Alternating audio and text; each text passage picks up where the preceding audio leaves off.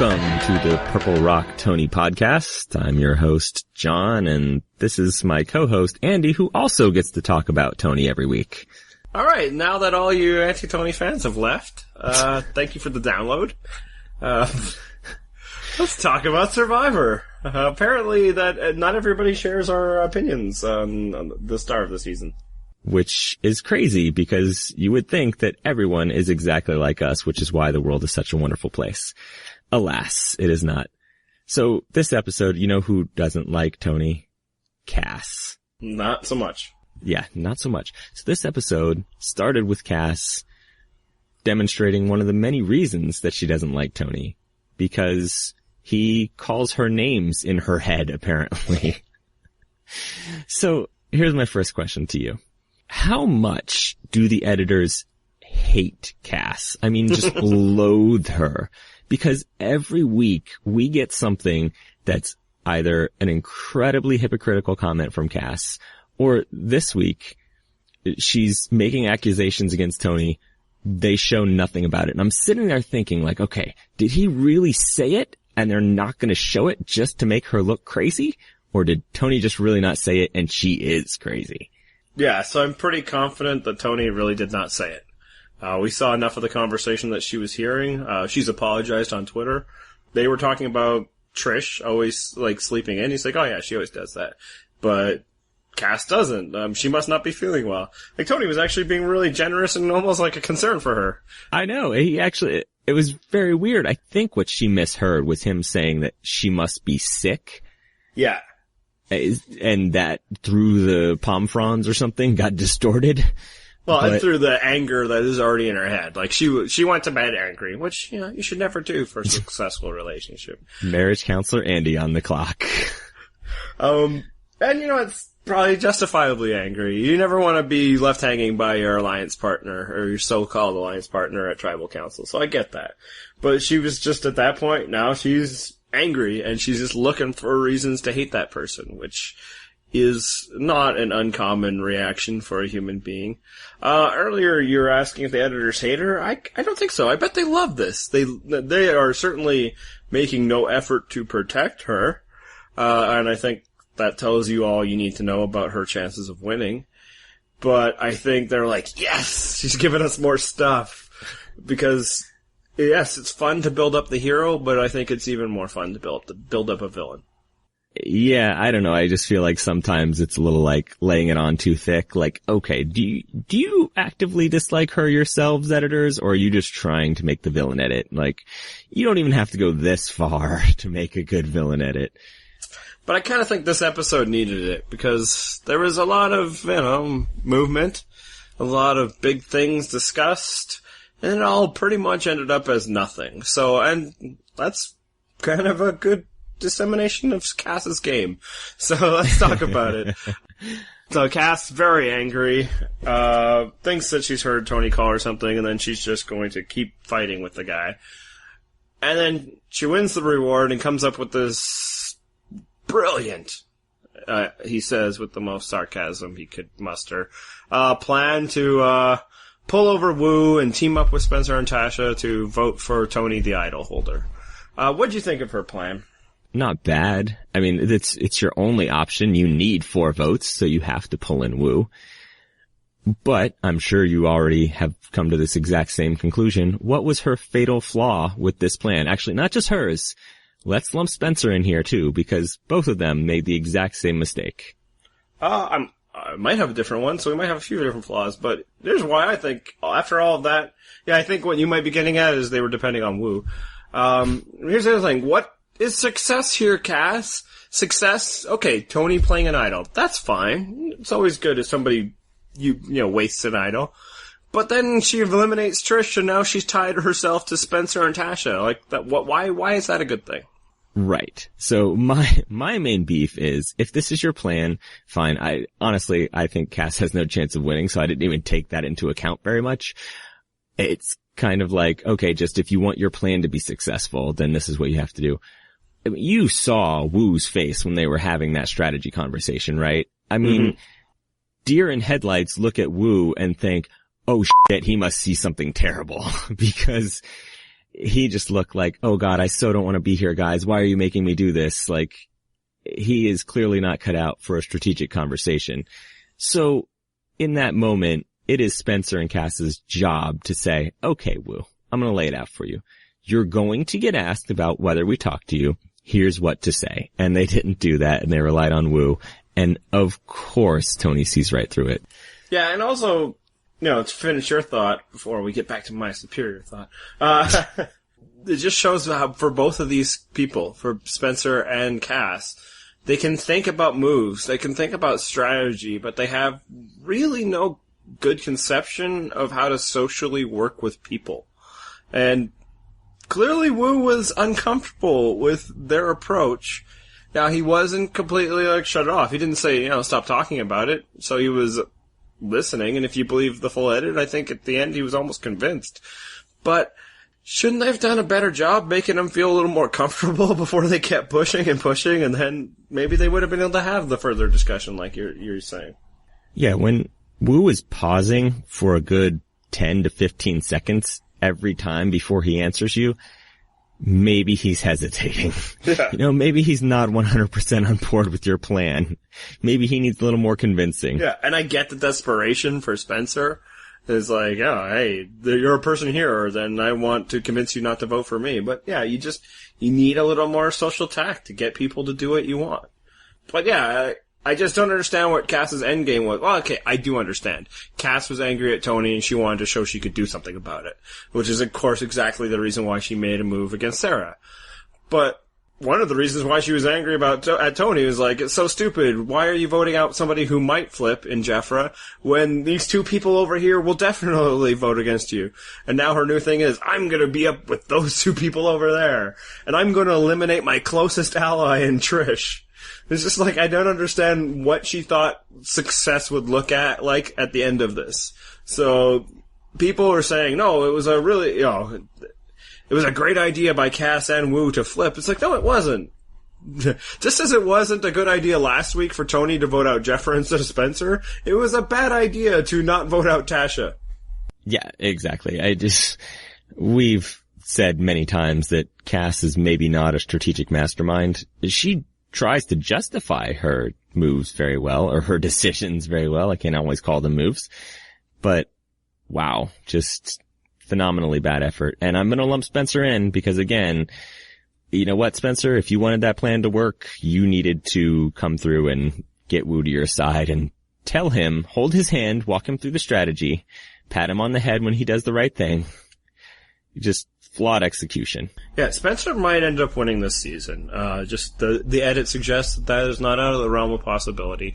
But, before we start talking about Spencer being a great player, can we see him succeed at anything? Can we see him be successful just one time? Would that be too much to ask? I feel like we rag on Spencer so much, but there's not too much that he's done that should deserve the amount of praise that he seems to get on the internet. Mm-hmm. Yeah. No, I'm not as anti-Spencer as other people, probably not even as you. But seriously, he has yet to have one thing happen successfully. If you want to talk about strategy, he's tried some things. Some of those things were good ideas. So I'm not completely discrediting him as a strategic thinker or anything like that. And I'm also more forgiving of first year players making a few mistakes here or there. But there's been nothing that's gone his way other than winning 2 immunities. Everything he's tried has failed. And at some point, nice try, Spencer, just isn't enough for me. Yeah, the only common thread in all of his failures is him. So, and I should clarify. I like Spencer on Twitter. He seems like he's probably a fun person in real life. I like him fine enough on the show as a character. I don't have that problem that other people have. Yes, it's a little bewildering that he's getting as much attention, but I'm easily enough to just write that off as he's been the underdog all the time. This show pushes underdogs, and the reason why they do that is because people like underdogs. It's just the way it is. And the show has proven that they can pretty much spin anybody into that underdog role, even if they're not nice people. And I'm not saying that about Spencer, but Russell Hantz was an underdog his first season. And what about Invisibret? Exactly. Invisibret was nothing, and then he was the last person left, and they pushed him enough that he finished second in the sprint fan vote. That's how much people love underdogs on the show. So yes, that's why Spencer, because as we saw tonight, he's the last. He's the last person on the other side. So of course they were going to push him. And I think he's fine. He'd be okay seeing him again, but like, I need to see him succeed at one thing before I'm going to give him any credit of being like a real player in this game. You know what? Before we move on, I wanted to mention there was one part, I actually wrote it down as notes when I was watching the show because I was like, wait a minute. So that conversation that Cass overhears is Spencer asking Tony, how many times have you been shot at? And I'm sitting there thinking, is Tony going to say, you mean as a construction worker? Yeah. Because I was like, wait a minute, isn't Spencer and Jeremiah the only two people he was still giving that lie to? Whatever. It made me laugh. I'm like, hang on a second. Clearly he's revealed to them at some point. Yeah, no, Tony's like shown that the whole I'm gonna lie about what I do is just a waste of time. Like, you know, I get it if you're Lisa Whelchel, okay? But the truth is gonna come out because you're sitting with these people forever doing nothing. Like, we can have no conception of how nothingness there is on Survivor because we get it edited down to 42 minutes. There can be like 2 days where nothing happens and you're just hanging out with people. So you're eventually just gonna talk about what you do because you're gonna run out of fake construction worker stories to tell. And how many fake construction worker stories could you possibly have anyway? Yeah, there was the time that people were stealing my tools, and I think that's about all he's got. Yeah. So, yeah, I was not impressed by Cass's attempt at moves. And then when her and Wu flip back at the end to vote out Tasha, yes, that's what you should do. You should vote out Tasha. Because if they hadn't, she would have won this season of Survivor. I would agree with that. Tasha seemed very popular and totally likable. And accomplished enough, right? Like, and, yeah. She's not the person you let hang around, and thus it was time to get down to business. I almost think that, like, the whole conversation was easier to have when everybody was assuming Tasha was just gonna win another immunity. But when she was suddenly vulnerable, now it's kinda like, oh, are we really gonna do this? So does he deserve any credit? He finally almost made a big move. He was willing to not be Tony's puppet anymore. Wu is the front runner, right? Oh, totally. I am in the bag for the Wu candidacy for the winning of this season. Wu lying to Tony. Like, a bunch of people have been giving Tony credit for being able to read people this week. They are not giving him credit for being able to read Wu, who is... It really is. It's like reading a toddler's book. It's like reading Everybody Poops. Like, oh wow, I totally figured that guy out. Like, it's not college level stuff here. Yeah, the credit I'd give Tony, sorry to interrupt, yeah. You'll never hear me say that again, is that he had already figured out how Wu would be lying to him before Wu even started, right? Like, if he says this, then he's lying. So that's where, you know, Tony's done a good job, and he did it with Tasha as well, of anticipating what a player should be doing. And then, yeah, obviously Wu did a terrible job of any kind of convincing. But yeah. Tony already knew what to be looking for before Wu showed up. Right. Well, give Trish some credit, too, because Trish also, I mean, she was having the conversation with Tony, and I think she had already come to basically the same conclusion that he'd had. Mm-hmm. By the way, did you realize that Trish hasn't been on any rewards posts merge? Yeah, I did realize that. I was thinking that. Probably when Probst made his comment about, you know, how hungry she was. Yeah. Even and we don't see everything, but at the auction, she didn't seem to get, like, the really good stuff. Well, if it weren't for that auction, she might be dead by now. Exactly. Oh, and yeah, she didn't even get the papayas, the Morgan-sized papayas, because Wu fell out of the tree. Yeah, Wu, this just shows that people are so desperate to give credit to people they like, or just to assign agency to people in, you know, episodes, because otherwise, you know, it's boring. Wu deserves no credit for anything strategic, period. All Wu has done all season is somebody's come up to him and say, hey, I think we should do this, and he's, like, stared at them like a deer in the headlights, and then gone, yeah, I think that's a really good idea. Yeah, bro, great idea, yeah. I'm totally on board. He did it when Sarah talked about voting out Cliff, and then he didn't vote out Cliff. He did it with everything that Tony said to him this season. Like, basically, Tony would tell him 10 minutes before Tribal Council. And he'd be like, okay, yeah, we should do that. Yeah. He did it with Tasha and Spencer at the reward, and then he did it again, or not Tasha and Spencer, but, Cass and Spencer. And then he did it again when Cass suggested before Tribal Council. Wu, his big plan is to go along with whatever plan is most recently presented to him. Like, he's Eric Reichenbach, right? To a degree, yeah. I mean, he seriously is like a throwback player. Like, he would have fit in just fine in an early season of Survivor. No, he would have gotten pagonged. Richard Hatch and his group would have eaten Wu alive. I mean, he wouldn't have seemed out of place because he would have had several other people like him, but... I'm not saying he would have won in an early season of Survivor. I'm just saying he would have fit right in. But yeah, so ultimately, there was a lot of noise this episode, but it signified nothing. Tasha didn't win immunity, and she had to go home, and she did. And I think at the final tribal council, I think Cass was probably laying it on a little thick to get Tony to play his idol. That's fine, but it wasn't going to work because of the idol that Tony has. Right. And he did say he had the special powers idol, which, come on, it's the Tyler Perry idol. If only they knew to call it that on the island, that would have been amazing. But, obviously he does the correct move in not playing any sort of idol. Do you think he's told them what the powers of that idol are?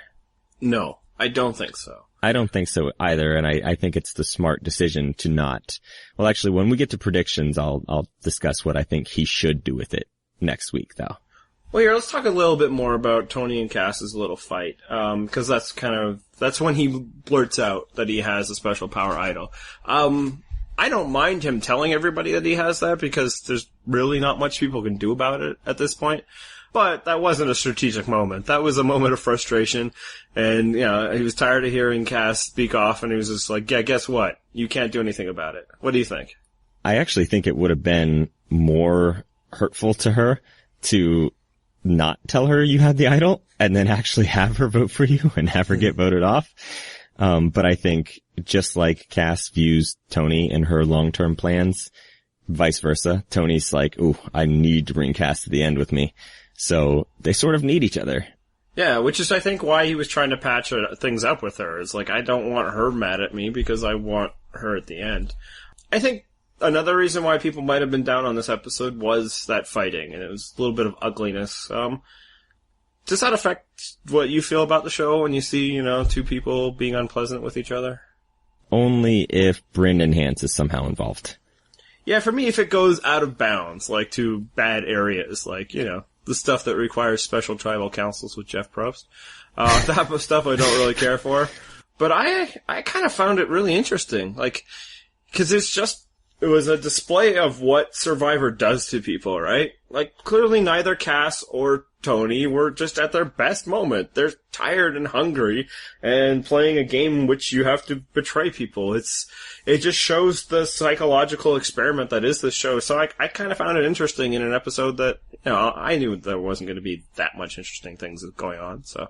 Yeah, I can think of moments when I've been that angry with people and I haven't eaten in a few hours. I mean, exactly. They haven't eaten in days. Like, these people are way past hangry. Right. So yeah, it didn't bother me, and I don't even dislike Cass, you know, I don't think she's the player she thinks she is, and it'll be fun when that's revealed to her. But I don't know, I kinda like some of her one-liners and comments, and I think I'd be fine if they bring her back as a villain. I'm so torn on whether or not that's gonna happen though, cause I still can't get over the idea that maybe the production crew just really hates her. I don't know if this is actually a villain edit. Like, I feel like I've seen the villain edits before, and this just seems meaner. The show had no problem in humiliating Randy and Gabon, right? I'll take your word. I never saw that season. Don't. Okay. Although it had one of the great humiliations of a bully ever. And it was engineered by the players themselves, but the show, you know, made sure to edit it for full effect. But they brought him back for Heroes vs. Villains, so I don't think that's a necessarily no. If they think they can get the goods from her, they'll do it. We'll get into this later. I just don't understand the anger. These are just competitors on a game show. This isn't real life. And they're in the worst situation that can still be, you know, manufactured. Like, they're not actually starving, gonna eat people like a rugby soccer team. But rugby soccer, that's the sport. Yeah. There was no plane crash involved here. They're not in the mountains. Yeah, but it's tough. You know, you're not sleeping, you're not eating, and you're competing against people in something that you've, like, forcibly removed them from. So I'll give them some slack for not being, you know, prim and proper. So I kind of found the whole fight really just interesting, even though they were both kind of being children. Agreed. So yeah, we thought it was the right move to vote out Tasha, because it was. And last week we thought that they should have voted out Spencer. we've got, an idea from a listener that suggests maybe there was some method behind Tony's madness last week, and we kind of wanted to talk about that. Yeah, this is interesting. I can't really remember whose idea it was, but otherwise I would credit you. But if you're out there listening, sorry, I forgot who you were. The idea was this, that Tony actually kept Tasha and Spencer around because they were bigger threats than he was, so he could then bring Cass and Trish and Wu back in by saying, like, I know you guys are mad at me, but we really need to get out Tasha. We need to get out Spencer. So there's always a bigger threat than Tony, so that it sort of deflects the attention from Tony. No one's going to be gunning for Tony when they realize, like, oh wait, we have to take out these other two people first. Yeah, you kept them as shields. Yeah, so what do you think of that theory? Basically, I think it's kind of like everything we've said about Tony this season. It's far more risky than you and I are willing to do, but... We are total cowards. Yeah, but there's an undeniable logic to it. It's a high risk because by keeping them as shields, you're also just keeping them in the game as people to beat you. But this episode, and why we're talking about it again, is because everything we saw this episode. So for the first, 3/4 of the episode, it's like, this is why you don't do that, Tony, because now it looks like Tash and Spencer are gonna turn the game around, and the big threats are there, and even with your idols, you're gonna have to face these players. But in the end, they didn't vote out Tony because Tasha was still there. Yeah, and so here was my issue with it. Like, I actually think it's an interesting strategy. The one thing that I would change, and it's still kind of risky, but I think I like the risk in this case, you just keep one of those two as a shield. Because when you have two, there's too much risk of, they could win immunity, and then, it's just like tonight. I mean, Spencer's immune. What if somehow Tasha has an immunity idol? They can then flip people to them, whatever it might be.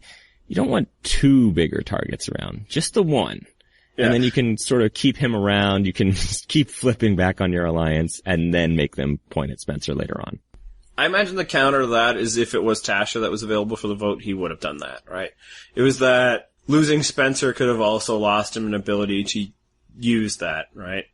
Because of the women thing. Like, I think he was just, if this is the case, he was looking at the final five. He was looking at these next couple weeks. And even though the idols were protecting him, they weren't protecting, say, Wu. So he was just like, let's get rid of Jeffra, who is also a semi-threat to him. Like, she is talking about flipping, and I imagine she would have had no qualms whatsoever voting against him at Final Four. And then, yeah, these shields are around. And I will say, like, there have been power players that have done very well by keeping other threats around ahead of them. Like, that's basically how Aris survived Panama, is that Terry Dietz was always on the other side. Even with Boston Rob, and, I like to talk about the zombies, well, other people do, that he was playing with. But there was always somebody on the other side still in the game because of frickin' Redemption Island, right? So, as much as they might have thought about rallying against him, it's like, well, we still gotta get rid of Marine Mike, and we still gotta get rid of so-and-so. What's funny is that Cass sort of alluded to this on the episode this week, where she said, we have a common enemy, and that's basically the idea behind this theory, is that Tony was trying to keep someone around so that the group would have a common enemy to go after that wasn't Tony. And yeah, no, I mean, I found it fascinating because a lot of the episodes like, nope, see, this is what we were saying. You gotta get rid of these guys. And then by the end, it was like, oh, yeah, no, totally right.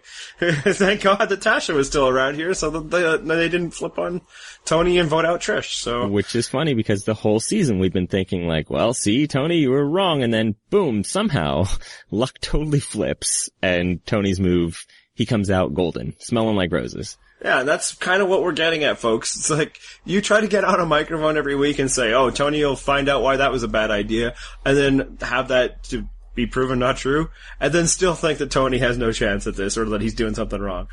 We're seeing a new playbook here, and we're kind of just like, let's see how it plays out. Because even last week, when we were all like, this is the wrong move, this is the wrong move, and again, I think maybe 9 times out of 10 it is. But there's some logic to that idea, if that's what he was thinking. Yeah, and I mean, after a couple weeks of us being so very wrong about Tony's moves coming back to burn him, at this point, we've got no choice. We have to be all in. You have to see how this ends, right? It's like a fascinating book or movie or whatever. You just have to know how this thing turns out. I'm going to be very disappointed, and I think it might actually happen that Tony doesn't make the finals. I'm going to be very disappointed because I feel like we won't get the ending to this story. Yeah, like, I would rather see him lose at the jury, and then that's like, okay, that's the story. And also, that was the thing that, everybody's been hanging on to, including us to a degree. Can he win in front of a jury? Can this sort of play be rewarded by a jury? And if it doesn't even face the jury, it's kind of like, it's so inconclusive. It's like Llewellyn getting killed off screen in No Country for Old Men. Although that's an amazing movie, so I guess there's no complaints there. Again, I'll take your word. I don't watch movies. Except Frozen, which I get to mention for like the 5th week in a row.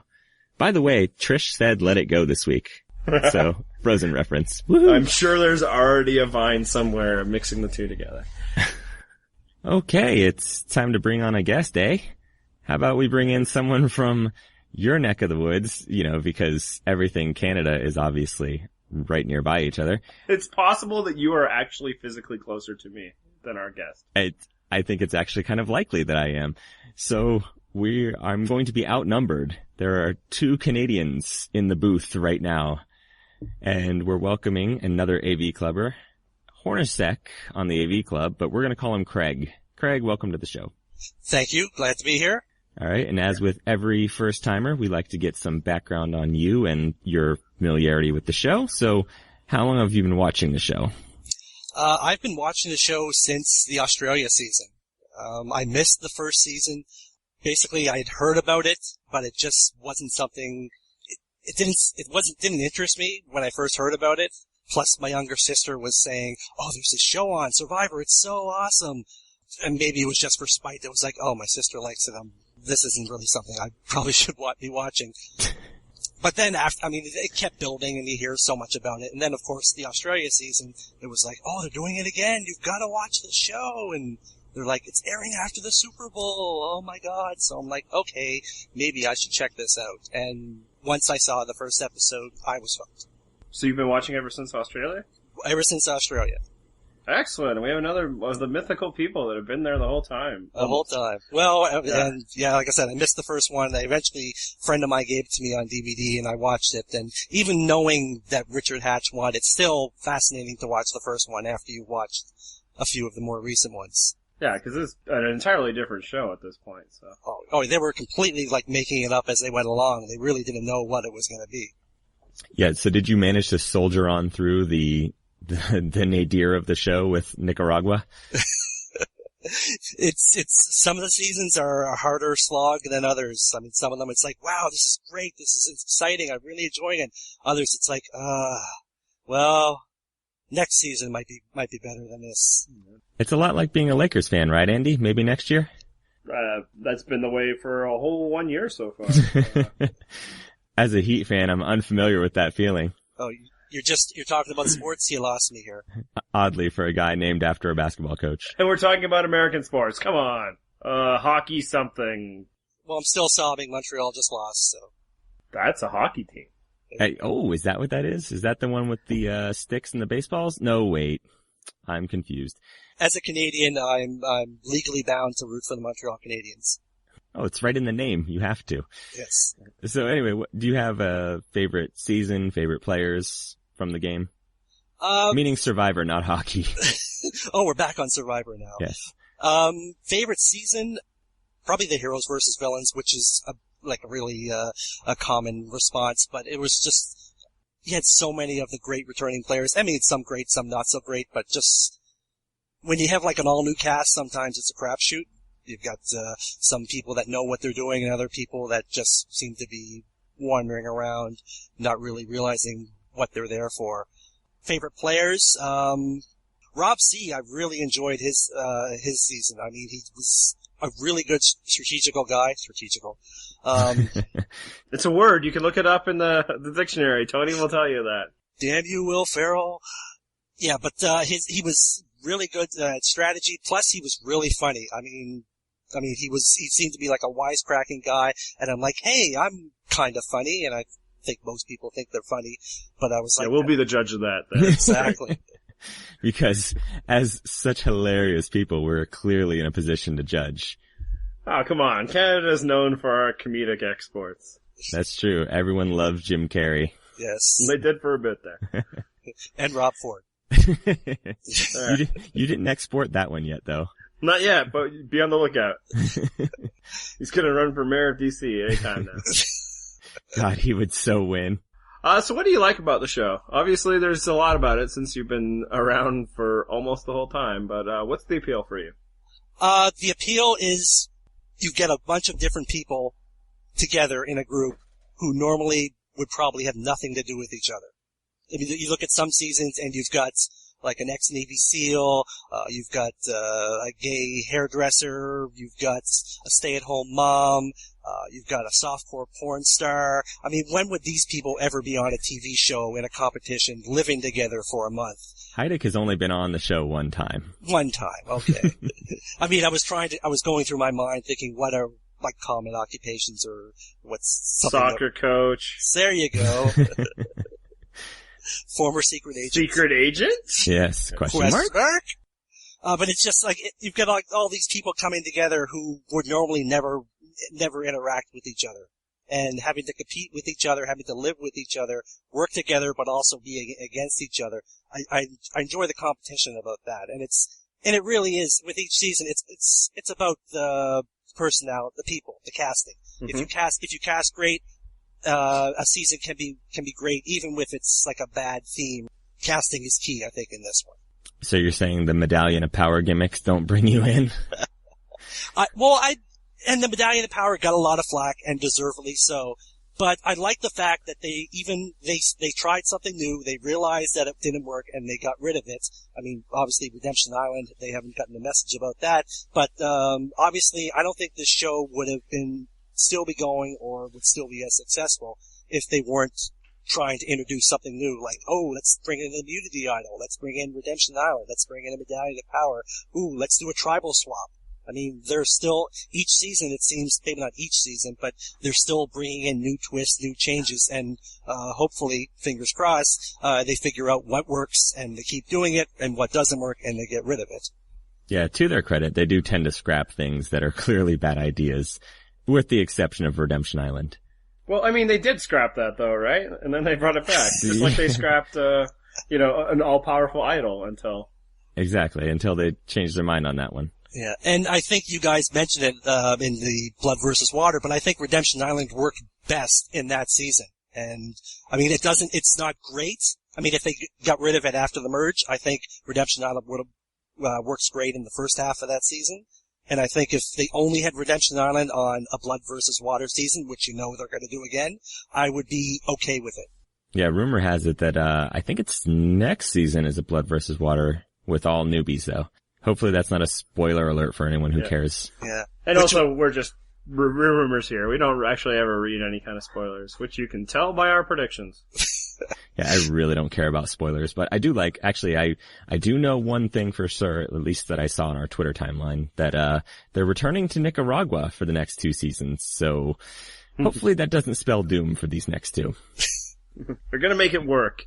Yeah. I thought we just talked about them giving up bad ideas. But exactly. Let's not write off an entire country. Although, if these 2 seasons suck, it's like, you can't keep sticking your hand into the fire and expecting it not to burn, so. Was that a Mike Scoopin reference? Ooh. That was a face into the fire, though. So how do you feel about this season so far? This season is really, it's really great. Well, I mean, it's pretty good. I mean, it's hard to claim a season is great until you see how it ends, because sometimes they can just go terrible at the end. But we've had a really good run of seasons. I mean, like the last 3 or 4 seasons have been really good. This one, I really like a lot of the people. Again, with casting, sometimes you get at least 50% of the people are people you're gonna like to watch and are gonna be great players. I mean, unless you have like all returning players, and even then, you're probably not gonna get 100% of the cast be great Survivor players or people you enjoy watching. But I think there's a lot of people on this season that I really enjoy watching. As far as the theme, as brains versus brawn versus beauty, it wasn't that big of a hook for me as, like, say, for example, Blood versus Water or men versus women or race wars or the other themes, but it was still interesting enough to say, okay, on All Brains Tribe, I wonder if these guys are going to be incredible or they're going to self-destruct. And of course, spoiler alert, they did. Yeah. I'm glad to hear that you're enjoying the season. You still are, because I don't know, maybe this is just my perception, but it feels like this is the week where people are turning on the show. I think a lot of people's enjoyment of the show, and this isn't wrong, it's not what John and I do, obviously, is tied to the success or failure of certain players. And when you get closer to the end, the potential of people, the way things are going to go starts to narrow, and I think that's what we're seeing here. People are basically not happy that, Tony and or Spencer are going to do well. When you watch, are you somebody that kind of cheers for a specific player, or are you just kind of like to see how things develop? I try not to pick one player or a couple players and say, these are the ones I'm gonna follow, because in the past, usually when I pick someone, they usually end up getting booted off before the merge or very early. So I've realized, okay, obviously I'm terrible at picking someone to root for, so I'll just watch everyone and try and enjoy them.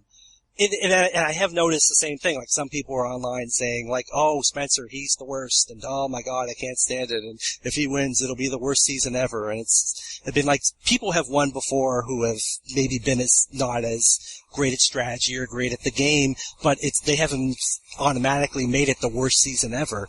I can root for someone without liking them as a person, for example, and we may lose half of the audience here, but in Samoa, I was really rooting for Russell. I mean, no, I think we've established Andy and I were too, weren't we? By the end, yeah. I mean, it was almost like against my better judgment, because I really didn't like him at the beginning, and then the show just let us forget about it. But also, it was just like, this is exciting. Like, it had never happened before, and I think that's something that people miss when they've gone back and watched Samoa. But when you were watching it live, and especially, the way Craig and I do, that we've been watching it at that point for, I don't know, 18, 20 years? Oh, God. We were seeing something, not many years, seasons, I should say. But we were seeing something that had never happened before, and on a show that had that many seasons, it's remarkable when that happens. And I was like, I want to keep seeing how this is going to pull out for Russell. But then when he lost, I was like, that's good. I mean, when Russell was on, how new were the Immunity Isles at that point? I mean, they had been on for a few seasons, I believe. Yeah, I think at that point, the book had almost been written, but what had never been written is just go find it. Yeah, I mean, like he said in the first, I think it was the first episode where he's talking about going to look for it. I remember watching it saying, like, he's never gonna find it. I mean, there's a reason why previous players have never just gone looking for it without a clue, because it's impossible to find. And then he found it the first episode, and I'm like, oh my god. And it's like, he's like, I found it without a clue. And I'm sure the producers were going like, holy bleep, I can't believe that this guy just did that. And then how many idols did he find in that season? I think 3. I think it was 3. It was just, it was probably something like back in the first season. I'm sure the producers were saying like, oh my god, this show is changing before our eyes. That was probably the same kind of feeling they got when they saw Russell making moves and playing. I mean, his tribe went down 8-4 in that merge. And the fact that his tribe not only survived, but took control I remember watching that thinking, oh my god, I mean, I may not like this guy, but this is someone that I want to root for to win.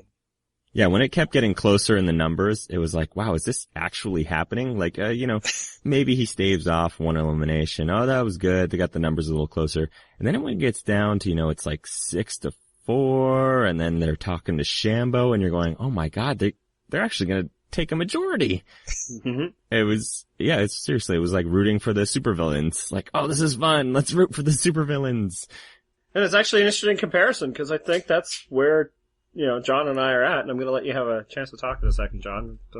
That's going to shock you, but I think people are like that with Tony right now, and they're just so pissed that he's doing well, because at the beginning of the season, I guess they made the decision that, no, Tony is Russell, or Tony is the guy that picked on me in high school, or whatever, and I don't want him to do well. Meanwhile, John and I are just like, something is happening here, people, that we've never seen before. Try to enjoy it.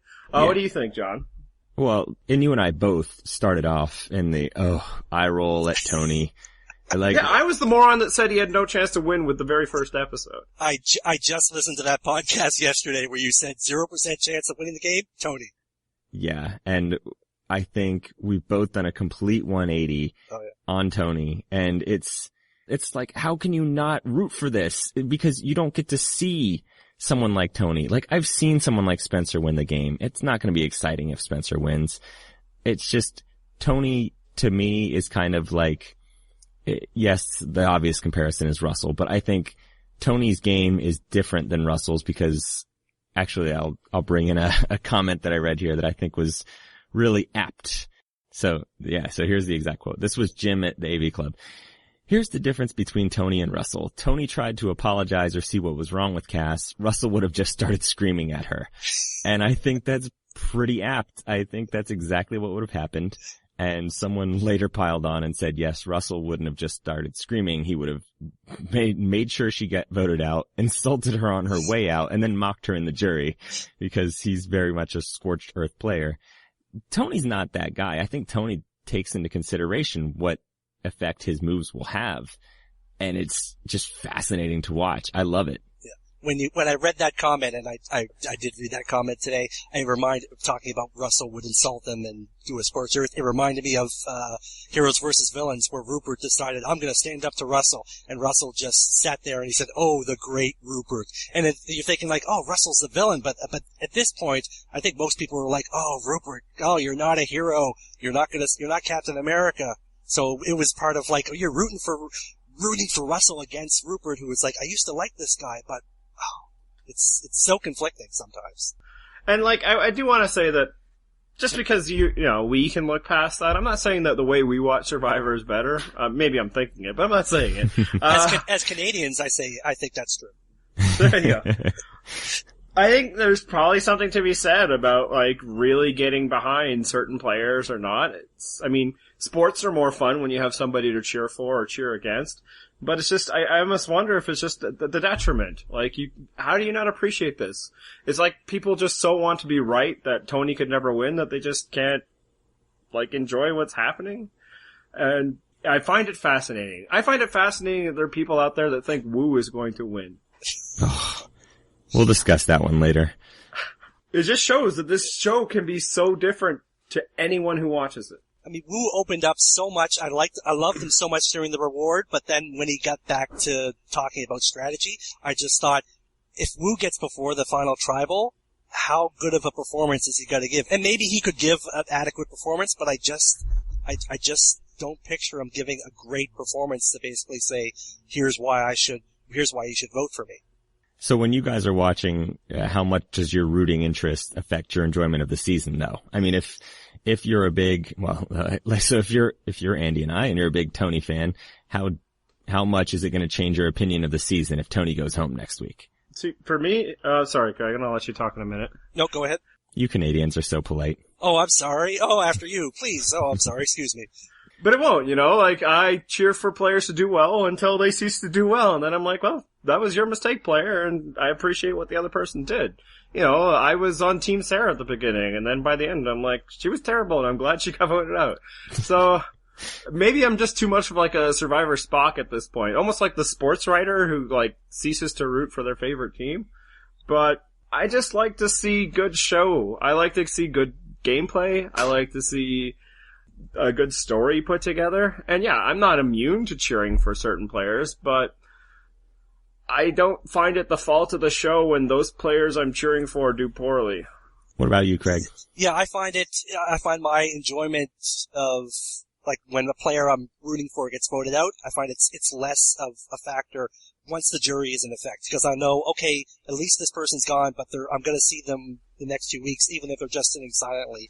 Like, for example, last night, when Tony was talking and LJ shaking his head, I was just like, oh, he's brooding so much, he's just so bitter. Not everyone is Eliza on the jury, but still sometimes you get some nice jury moments. And I'll know, if Tony does get voted out next week, at least he's going to be talking on the final tribal council to ask questions, and he'll probably be very enjoyable as a player he's been to watch the whole game. How about you, John? To me, I'm trying to think how devastated I would have been if Tyson didn't win last season. And I don't think it really would have been that bad because I honestly had it in the back of my mind the whole season that even when it looked like 95% in the bag, I was like, it can't happen, right? Tyson can't win a season of Survivor. So I still enjoyed last season, whether he had won or not. I'm very glad he did win. But, if he had been voted out at, right at the merge and RS won instead, or whatever outcome, Tina wins instead, fine. I still would have liked the season, I think. Yeah. But, I mean, I've gotten to this point. I haven't always been this way. I think, as an earlier Survivor winner, I was probably more prone to wanting certain personality types to win and wanting other certain personality types to not win. And sure. I think even some of my favorite past seasons are when the villains, got theirs at the end. How about you guys? What season do you feel like there's a season in the past that, like, your enjoyment was significantly altered, either positively or negatively, by what a certain player did? I'll let you go first, Craig. I would say Cochran's second season, because I really liked Cochran in his first season, but he obviously made a lot of mistakes, and he didn't seem comfortable in his skin. And when he got invited back the second time, I thought, oh, Cochran, no, he's not going to make it again. And as the season went on, I was like, wow, he's doing a lot better, like, personally and strategy-wise. And as the season went on, I was like, holy crap, not only does he deserve to win, I think he's going to win. And, I mean, I'm sure a lot of people watching and Survivor nerds looked at Cochran and thought, wow, that guy is like me, but, I'm a shy, nerdy, awkward guy who uses self-deprecating humor to deflect from myself. That's me! So when he was doing so much better on his second season, I was like, oh, I just got so into that because, and again, when you're rooting for someone like that, and if they don't make it or they get taken out or blindsided, sometimes it could be like, oh man, the season's gonna suck now. I was really enjoying it. But, like, for example, that one was an example where rooting for someone really did help me out in the enjoyment of the season. I think for me, I probably have two examples here, and I'll go through them quickly, but Yule winning Cook Islands. And by the end, I was so rooting for Yule. I mean, partly because even then, I was not in favor of an immunity run making you somehow deserving of a win. So Yule beating Ozzy at the end just was a huge moment of celebration for me because I was so in the bag for Yule winning. Like, come on, please don't let Ozzy win this. So I think that significantly altered my perception of that season. If he had lost in the end to Ozzy, I think that season is no longer remembered quite as fondly for me. Mm-hmm. And I think the same thing for Kim in One World. I think I too fondly remember One World because I liked Kim so much. When you objectively look at it, that was a fairly boring season, but just looking into those steely blue eyes from Kim and her crazy, like, robotic gameplay where she managed to do, like, the exact right move just about every time, just, I don't know, for some reason that makes that season better for me. Oh, I was just gonna say, and there were crazy people on One World. The fact that she was able to manage so much craziness going on, it was amazing to watch. Yeah, for me, One World was kind of like what we were talking about with Samoa. We were seeing something that we'd never seen before. It was just like her level of mastery and control, and everybody's like, oh, all these other people are idiots. And I'm like, no, you don't get it. She's making them into idiots. Through her play, she's just basically owning every decision they make, and it was just, every week was like, this can't happen, especially because she had never played before. Actually, one thing I was thinking before I get to, like, a specific example of that I can still get that rooting high, and it's actually our fantasy game that does that. When I'm watching and one of my players is imperiled, I get that, like, adrenaline rush. Like, no, I don't want to get, I don't want to lose Sarah. Although Sarah, probably a bad example because I was ready to lose her. But maybe early in the season. Or Sierra for almost all of last season. But the difference is when they go home, I don't be like, oh, that season sucks. It's just that feeling of like, oh no, yes, no, I don't want this person to go. Like, I know the feeling well because I just lost Tasha last night. Exactly. So. Yeah, and so I get the sensation of, rooting, and that it is a lot of fun. But I just don't understand the anger when, somebody that you maybe are rooting for less is doing well, or that the person that you were rooting for is no longer doing well. I was thinking a negative impact for me was, the entire cast of Nicaragua, but that was a season where it's like, oh, these people, and oh my god, Nyanka is still around, like, and then I was probably like everybody that's here, I'm not gonna watch the show because Tony's on it anymore. Out of my way, one-legged teacher. I don't want to watch this anymore, but I did. Yes, exactly. It's like, how does this person, but then I was like, she's gonna get her comeuppance, right? And then, I mean, she kinda didn't. And maybe that's the way people are feeling. It does starting to feel like Tony isn't going to get the comeuppance, and because of the idols and all of that. Here's one that's probably a little less popular way of thinking. I'm not as high on Micronesia as everybody else is, largely because I didn't really like Parvati at the time. Were you rooting for Suri or Amanda at the end? At the end, well, first it would have been Suri and then Amanda, but I kind of just didn't like the whole vibe that, they were the superstars and picking off these poor, dumb first-time players. And it could get more personified than what Eric did. And it's like, that was the dumbest move by Eric, and that was a great move by Suri. But I also just kind of felt like the poor little kid just wants to be with the cool kids he watched on TV. I mean, that was a Survivor first because you saw every single vote that was being written and held up to the cameras, because it was like, there's no need to hide this. This is awesome. Show everyone's vote. Yeah, and then even when Ozzy's tribe starts dominating because Penner gets taken out and then Eliza gets voted out, my enjoyment of the second half of the season, which objectively, and most people will think, was just amazing. So many amazing things happening. So many blindsides. I wasn't all in on that season as most people were. And I almost feel like maybe I should watch it again now that I'm more objective. And then on the positive side, I understand why nobody, or a lot of people don't like Redemption Island. That was all fun for me. Yeah, you're a total fanboy for Boston Rob. Yeah, it was I'm finally getting to see it, he should have won All-Stars. Although again, I don't really get now into should have won. If he should have won, then he would have had to convince somebody to vote for him. It's he should have won the Amazing Race. I was yeah, Rob, do it. And I was nervous that he'd get voted out, even though, like Tyson last year. Everything suggests that he's gonna win, but it's just kept feeling at some point they gotta vote him out, right? At some point it's gonna happen. So I was invested the entire season. So I can't hold myself that much higher than everybody else, but again, I wasn't on the internet complaining about all this stuff, so. And that won't stop you from holding yourself higher than everybody else. No, I hold myself higher for many other reasons. Yes. Okay, so, let's wrap this thing up. Craig, thank you very much for making an appearance on the podcast. Thank you. We'll let you get to bed because you are in a very Canadian time zone that's actually even later than me. Oh, sorry about that. I dozed off. Were we talking? No, I couldn't tell if that was the podcast listeners or if that was you. No, thank you very much. It was great to be on the podcast. I'm really, like I said, I'm binge listening to them. I just got through the second one of this season, so hopefully I'll get caught up before the finale.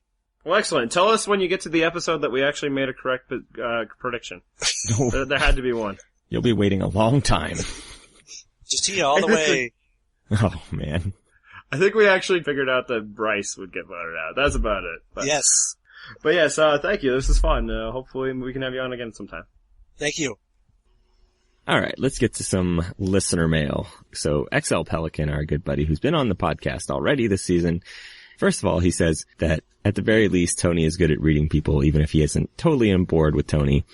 But his actual question is, of the 5 people remaining, who is best positioned to benefit from a final 2 as opposed to a final 3, and who might be getting screwed? You may recall that Cass, I think it was Cass, mentioned that it could be a final 2 on the episode this week, and we've been thinking for a while, just because of the amount of episodes left, that we could be headed for a final 2. So, what's your answer to this question? I think Wu. Wu needs a final 2. He's not gonna win, but if Wu could somehow be in a final 2 with Cass, then he wins, and I think he wins easily. Okay. So, I think that's the only scenario, in some kind of hypothetical world, that Wu could win. But it's just not gonna happen. Right. And then I think, it wouldn't be bad for Trish either. There's my other answer, yes. Basically, the people that can't beat Tony needed it to be a final 2, right? Yeah, exactly. Spencer or Tony could win in a final 3.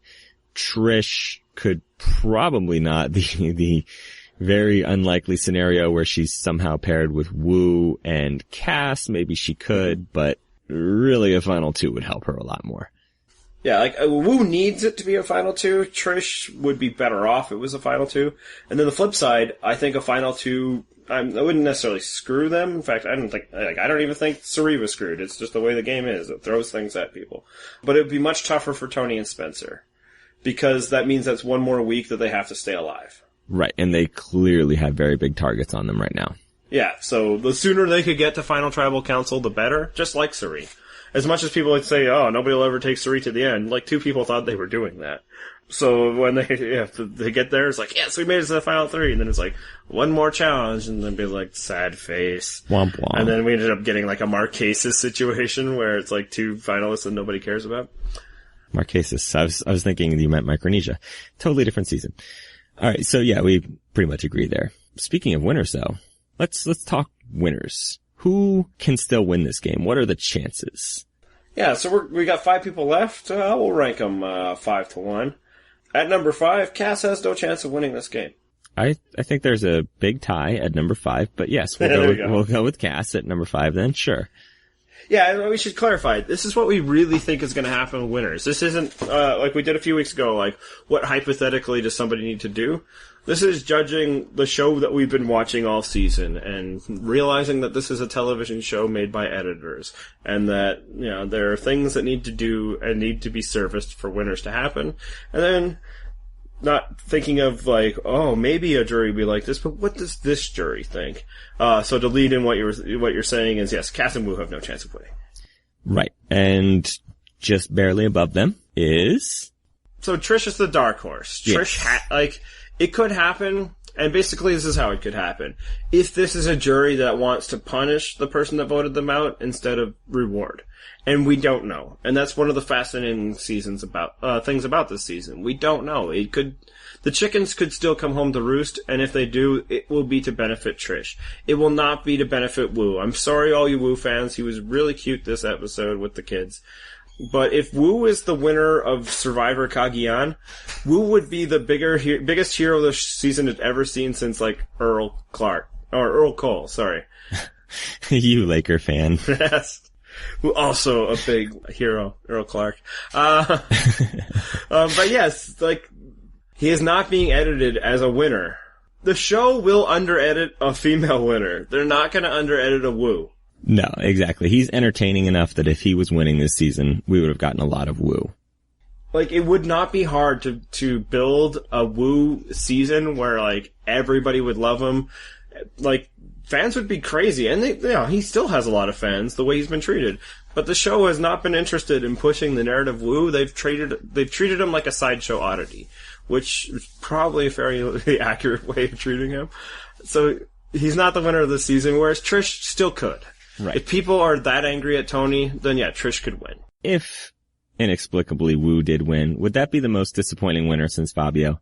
Yes. And obviously Fabio was the Wu comp. Like, yes. That's basically the people that are hanging on for the chance of Wu. It's like, he could be a Fabio, and it's like, this isn't Nicaragua, people. Yeah, you don't want anything that would hearken your mind back to Nicaragua. It was not a good season. You don't want to draw any comparisons to Nicaragua if you're hoping for a good Survivor season.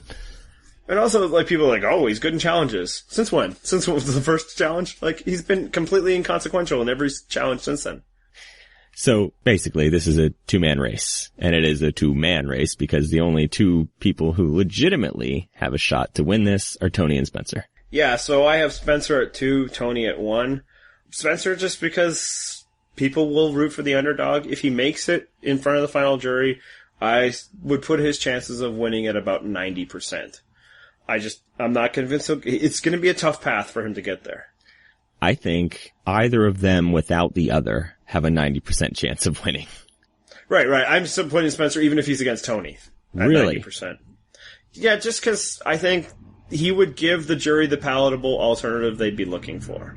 And almost like they're just projecting, like everybody who's been cheering for Spencer this season, they'd be projecting their own thoughts and dreams onto him and assigning some level of agency for his placement in the final that, probably is a little undeserved.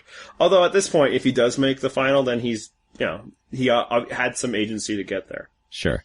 Yeah, because this is the thing, is I think it takes both of them sort of need immunity to get there, but Tony kind of has an advantage here because I don't really want to skip into predictions, but screw it. We're close enough. Let's get into some predictions. Tony now has 2 idols, assuming, and we're just assuming because we don't know for sure, that they can't be played past Final 5. He can play them both next week, which means Tony can essentially control 2 of the Final 4. He can pick 2 of the Final 4 players in this game. So he essentially has 2 votes already. he's at least guaranteeing himself a fire-making challenge. Yeah. So I would rank his position as higher than Spencer, just like you did. I just think once he's gotten past that stage, though, if we go from Final 3 to Final 2, then he's in a lot of danger. Yeah, and like, Tony just need to win immunity this week to move on. Spencer probably does. Do you think there's a scenario where Spencer moves on next week if he doesn't win immunity? I can't see one. Can you? Basically, the preview show Cass getting into it with Trish. Obviously, she's already gotten into it with Tony. So, if they're so angry at her that they take their eyes off the ball, then maybe Spencer survives one more week. But I think both of them are like, yeah, Cass is terrible. Let's go to the end with her. Yep, I think so too. I think Trish and Tony are both too smart to to get rid of Cass because she's objectionable. That's an attribute at this point. So yeah, I think Tony has the clearer path to the end. And yeah, I'm not of the mind that he can't win in front of this jury. The jury seems to be rooting against Tony right now. If you can judge the highly edited, facial expressions that we get from them, that's not unnatural. I think the juries will cheer against the top dog when they're in the jury box for the same reason most people in the audience on TV do. It's more interesting if that player gets upended.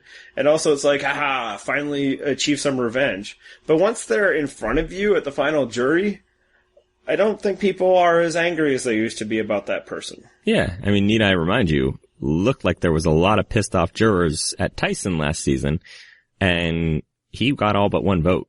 Yeah, and that's why, I feel like Spencer would beat him, because Spencer actually provides an alternative that none of these other players do. So if there is some anger, and, people have lost due to anger. Not recently, but that's because recently players have made sure that a Spencer isn't with them in the final, tribal council. But they're not going to vote for Wu because they're pissed at Tony. They're certainly not going to vote for Cass. And I kind of don't think they're even going to vote for Trish. I'm giving her, a 10% chance. But no, I think if Tony gets there, not with Spencer, he wins. So do you think Tony reveals what his Tyler Perry idol can do before they get to the next vote? And does it even matter? If it is indeed the last time that the Tyler Perry idol can be used, and we have no confirmation on that, it could go to Final Four. Yule's did. I think Terry's did as well. The two other times that this idol was in existence, I believe it could be played for Final Four, because Panama came before Cook Island, so it wouldn't make sense that they would have changed it then. And this could be a Final 2 season, so that would still at least give you one more vote to take out Tony. So if he has an extra week with the idol, then no, he doesn't tell people what the powers are. But if this is the last week, then sure, why not? Don't bother voting for me. You can't. And then he just gives I agree with you there. If this is the last week, then he should give the idol, the other idol to the person that, he most wants to bring with him. And if he does, he shouldn't just give it to them. He should do the traditional. I'll play my idol for this person. For this person, yeah. Yeah. And we both want that to happen so we get the fantasy points for it. But also, it's that way you get credit for the move.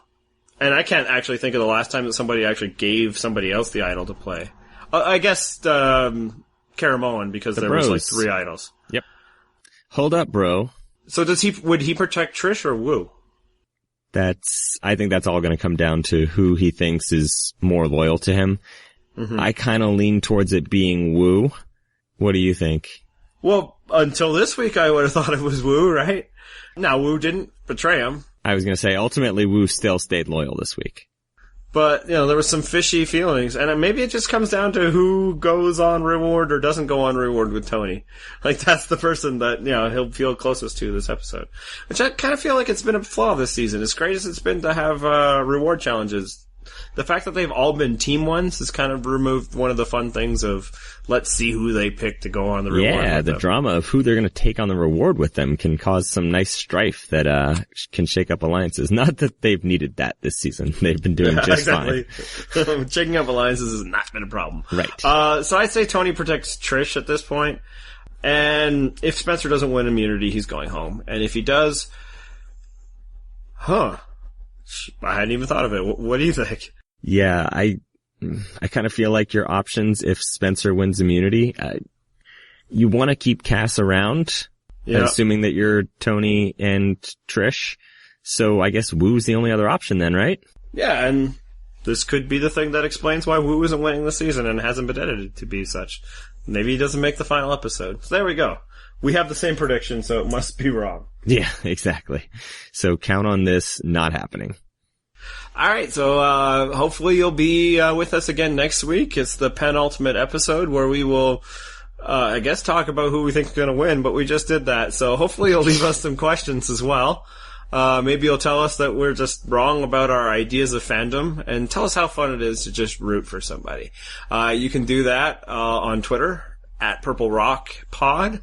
You can send us an email, purplerockpodcast@gmail.com. Leave us a voicemail on Skype at jrpurplerock, or leave us a comment on our blog at purplerockpodcast.wordpress.com. Anything else, John? You can occasionally find us hanging around the AB Club comment section. And other than that, I think we have a long defunct Tumblr page that's sitting out there. Don't bother looking on there. We don't understand Tumblr because we're old. That's pretty much it. Alright, so this season's almost wrapping up. It's pretty exciting, and only because of the Olympics. Otherwise, we'd be done here. So, thanks, Sochi. Theme music.